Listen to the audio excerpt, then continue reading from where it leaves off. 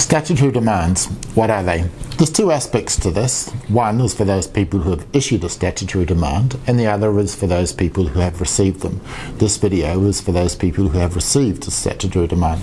The most important thing about a statutory demand, it is the start of a legal process that could result in the liquidation of your company.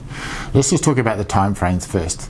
Once you've received a statutory demand, you have 10 working days to go to court to try and have that statutory demand set aside. And you have 15 working days once you have received the statutory demand if your intention is to pay that debt. If you don't pay the debt within the 15 working days, the person who has issued it can make an application to the court to have your company liquidated. Once they have done that and they serve the liquidation application upon you, you then have a maximum of 10 working days from the time that you have been served a liquidation application to appoint your own liquidator. Beyond that, you will have a liquidator appointed by the courts.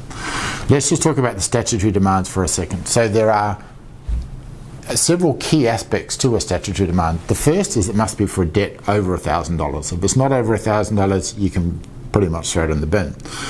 Statutory demands must be issued in a very prescriptive statutory form, and almost all statutory demands that we have seen certainly comply with that. They're fairly easy to obtain.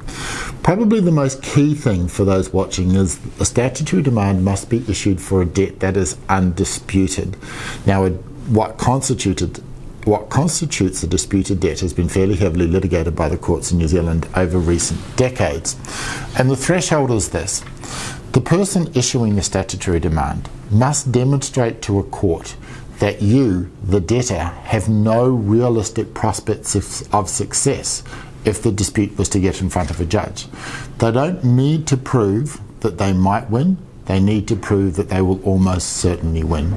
So if you've received a statutory demand and you have a legitimate dispute that you think a judge might listen to, or you have a net-off or a counter-argument or a counter-claim against the other side, then you might have a dispute. Most of the stat demands that we see, to be honest, are not ones that can realistically be disputed.